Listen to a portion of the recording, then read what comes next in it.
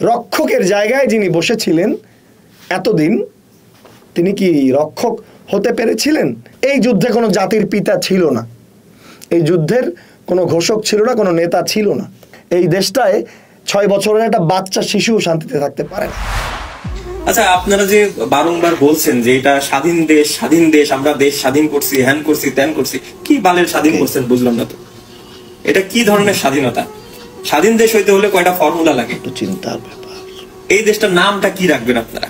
আপনারা যে দেশ স্বাধীন করলেন না, এই স্বাধীন দেশটার নামটা কি রাখবেন? 1 নম্বর পয়েন্ট।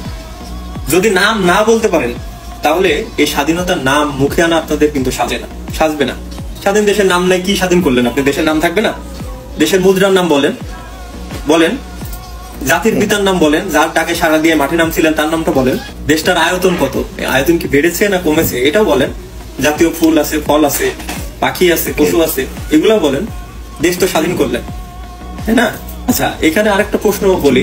দ্বিতীয় মুক্তিযুদ্ধের বিজয়ীরা যদি ক্ষমতার উপদেষ্টার আসনে বসতে পারে, তাহলে যারা 71-এর মুক্তিযোদ্ধা করেছে তারা কোটা তারা তো পাইতেই পারে, পাবে না? এটা নিয়ে আন্দোলন করলেন আপনারাই, আবার এখন পোল্ট্রি নিয়ে চলে গেলেন মুক্তিযোদ্ধার আসনে। হ্যাঁ, আমার দেশের মুদ্রার নামটা কি ঠিক করলেন আপনারা? নতুন দেশ হয়েছে না, এর নাম কি হবে? টাকা তো রাখা যাবে না, টাকায় তো মুজিবুরের ছবি আছে, মুজিবুর রহমানের ছবি আছে, টাকা এটা রাখা যাবে না। এটা কি নাম দিবেন? রুপি দিবেন, রিয়েল দিবেন, দিনার দিবেন, না ইউরো দিবেন, নাকি নতুন একটা নাম ছাপাবেন? এটা আপনারা ডিসিশন নেন। দেশ স্বাধীন হয়নি, দেশ একবারই স্বাধীন হয়, বুঝতে পারছেন? পুরুষ মানুষের একবার খতনা দেয় না, এই দেশ খতনা একবার হয়ে গেছে, এটা দ্বিতীয়বার খতনা দেওয়া সম্ভব না। আপনারা সংস্কার করছেন, আপনারা যারা মেধাবী বলে দাবি করেন রাজনৈতিক ছত্রছায়ার আড়ালে, এটা হচ্ছে সংস্কার করছেন। আপনারা বলতে পারেন যে আমরা গণ অভ্যুত্থান ঘটায় একটা ফ্যাসিস্ট সিস্টেমকে আমরা ডাউন করে নিয়ে আসছি, রাস্তায় নামিয়ে নিয়ে আসছি, কিন্তু এটা সংস্কার, এটা কোনো স্বাধীনতা না। স্বাধীনতার সংজ্ঞাটা আপনারা জানেন না। এটা আমাদের যে এখনকার যে জেনারেশনটা, এটাকে ম্যানিপুলেট করে অন্যদিকে ডাইভার্ট করার কাজ চলছে। এই দিকটা গার্ডিয়ান যারা আছেন, যারা ছোট ভাই ছোট বোন আছে, এই যে ডিসিশনটা আপনাদেরই নিতে হবে, তাদেরকে পড়াশোনায় মনোযোগী করা। তারা কি আপনার পড়াশোনা করছে, আপনার টাকা পয়সা করছেন, ইনভেস্ট করছেন, ওটা ঝাড়ুদার বানাবেন, নাকি ও খন্ডকালীন ট্রাফিক পুলিশের কাজ করে জীবিকা নির্বাহ করুন? কোনটা? একটু আকল খাটান ভাই, আকল খাটান। ওকে, ধন্যবাদ ভাই, খুব সুন্দর সুন্দর কিছু কথা বলেছেন, শুনে খুব ভালো লাগলো। আপনিও একজন আফসোস লীগের সদস্য, সেটার প্রমাণ পাওয়া গেল। আপনার কথাগুলোকে একটু উত্তর দিতে চাচ্ছি, ইচ্ছা করছে উত্তর দিতে।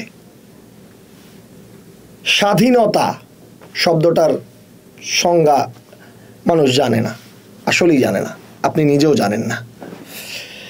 স্বাধীনতা অর্জন একবারই হয়, আমি মেনে নিচ্ছি, স্বাধীনতা একবারই হয়। বাংলাদেশ নামক যে রাষ্ট্রটা গঠন হয়েছিল 1971 সালে মুক্তিযুদ্ধের পরে, সেই রাষ্ট্র ভিত্তি 1971, নিশ্চিতভাবেই বলা যায়। এটাতে কোনো দ্বিধাদ্বন্দ্ব কোনো কিছুই থাকে না, থাকা সম্ভব না। ওকে, দ্যাটস ইট। বাট যে স্বাধীনতা আমরা অর্জন করেছিলাম, সেই স্বাধীনতা আমরা কি রক্ষা করতে পেরেছিলাম? যেই দেশে কোরআন শরীফ পাওয়ার কারণে একটা মানুষকে গ্রেফতার করা হয়, যেই দেশে ফাজাইলে আমাল বই পড়ার কারণে একটা মানুষকে গ্রেফতার করা হয়, যেই দেশে রাস্তায় নেমে একটা মিছিল করলে মিছিলকারী দেখলেই গুলি করা হয়, যেই দেশে ছাদে একটা বাচ্চা মেয়ে খেলা করতে গেলে তাকে হেলিকপ্টার থেকে গুলি করা হয়, যেই দেশে সামান্য ফেসবুকে পোস্ট করার কারণে পিটিয়ে মেরে ফেলা হয়, সেই দেশটা কি পরিপূর্ণ স্বাধীন হতে পেরেছে? যে স্বাধীনতাটা তারা অর্জন করেছিল, সেই স্বাধীনতা কি তাদের রক্ষা হয়েছিল? রক্ষকের জায়গায় যিনি বসেছিলেন এতদিন, তিনি কি রক্ষক হতে পেরেছিলেন, নাকি তিনি ভক্ষক হয়ে গিয়েছিলেন? হাজার হাজার মানুষ তিনি মেরেছিলেন, সেটাকে কি স্বাধীনতা বলা চলে, পরিপূর্ণ স্বাধীনতা? এবং যেই স্বাধীন দেশটাকে একটা অন্য দেশের রাজ্য হিসেবে বাড়িয়ে তোলা হয় বা এগিয়ে নেওয়া হয়, সেই দেশটা কি পুরোপুরি স্বাধীন? কিভাবে অন্য দেশের রাজ্য হয়েছি আমরা, সেই দেশকে ট্রানজিট দিয়েছি, সেই দেশকে বন্দর ব্যবহার করতে দিয়েছি, সেই দেশকে নির্বিচারে মানুষ খুন করতে দিয়েছি, সেই দেশের মানুষকে চাকরি দিয়েছি, সেই দেশকে আমরা মানে অল্প মূল্যে বিদ্যুৎ দিয়েছি, গ্যাস দিয়েছি, ইলিশ মাছ দিয়েছি, যা ইচ্ছা তাই দিয়েছি। তাহলে কি সেই দেশটা স্বাধীন হতে পারে? পারে না। আপনি বলছেন এই স্বাধীন দেশটার নাম কি? স্বাধীন দেশটার নাম বাংলাদেশ, অন্য কোনো দেশের রাজ্য নয়। স্বাধীন দেশটার নাম বাংলাদেশ, যেখানে মানুষ ভোট দিয়ে তার গণপ্রতিনিধি নির্বাচন করার একটা সুযোগ পাচ্ছেন বা পাবেন সামনে, যেটা বাংলাদেশের মানুষ বিগত 15 বছরে পান নাই। বিগত 15 বছরে মজার ব্যাপার হচ্ছে, একটা ইউনিয়ন পরিষদের চেয়ারম্যান বানানোর ক্ষমতা জনগণের উপরে দেওয়ার সাহস পায় নাই। সেই দেশটা নাকি স্বাধীন ছিল আপনাদের কথা মতো। নামটা বাংলাদেশ 2.0, শিওরলি বলছি। আপনি বলছেন মুদ্রার কথা, মুদ্রা টাকাই থাকবে, টাকাই ছিল, কিন্তু টাকাটা কি ছিল? আমার দেশের মানটাকে, টাকার নামাতে নামাতে কোথায় নিয়ে গিয়েছিল আপনি তো আফসোস লীগের সদস্য, আপনার সেই দলের প্রধান, তিনি কোথায় নিয়ে গিয়েছিল আপনি জানেন? হয়তো জানেন না। একটু খুঁজে দেখেন ডলারের দাম কোথায় থেকে কোথায় এসেছে, একটু খুঁজে দেখেন দেশের রিজার্ভকে কি পরিমাণে ধ্বংস করা হয়েছে, হাজার হাজার কোটি টাকা কিভাবে পাচার করা হয়েছে, হাজার হাজার কোটি টাকা লোন নিয়ে কিভাবে দেশকে ম্যাসাকার করা হয়েছে, দেশের অর্থনীতিকে ম্যাসাকার করা হয়েছে। ওই মুদ্রার মূল্য নাই। হ্যাঁ, আপনি কি জানেন বাংলাদেশ স্বাধীন হওয়ার পর সাথে সাথে কি মুদ্রা হয়েছিল টাকা? না, মুদ্রা হয়েছিল 1972 সালের মার্চ মাসে চালু হয়েছিল। আপনি যেটা চাচ্ছেন ওটাই হবে। হ্যাঁ, আপনি মুজিবের মাথা সরাতে চাচ্ছেন না, হয়তোবা সেই মাথাটা সরে যাবে, খুব দ্রুতই সরে যাবে, আপনি টেনশন করার কোনো কারণ নাই।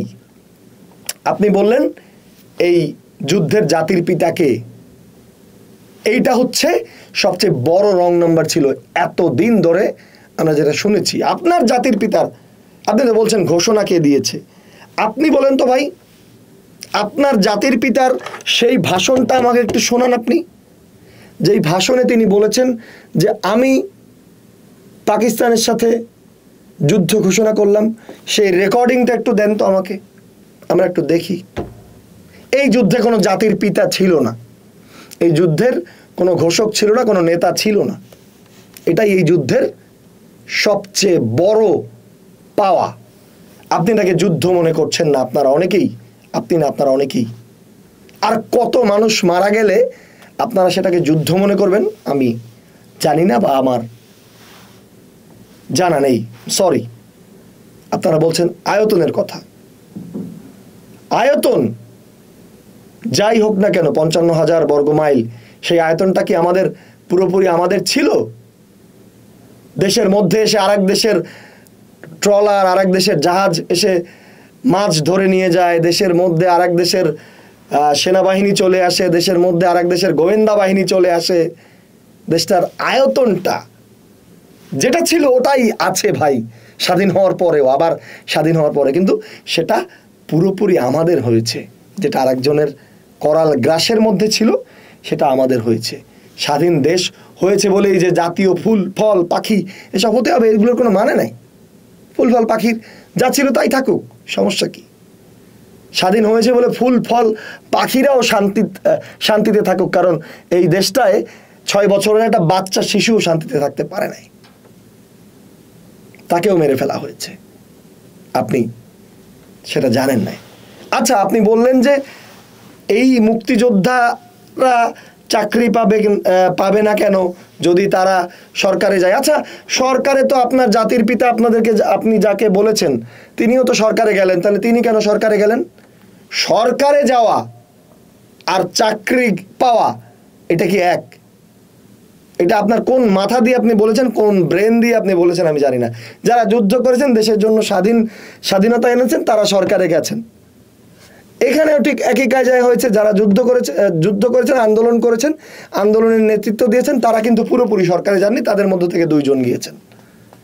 তারা একটা সরকারের নাম প্রকাশ করেছেন, সেইখান থেকে সেই সরকারটা গঠন হয়েছে। এবং এমনটা নয় যে এই যে আসিফ মাহমুদ এবং নাহিদ ইসলাম তারা চিরকাল ক্ষমতায় থাকবেন, তা নয়। তারা একটা নির্বাচনের ব্যবস্থা করবেন। এমনটা তো বলেন নাই যে তাদেরকে চাকরি দিতে হবে।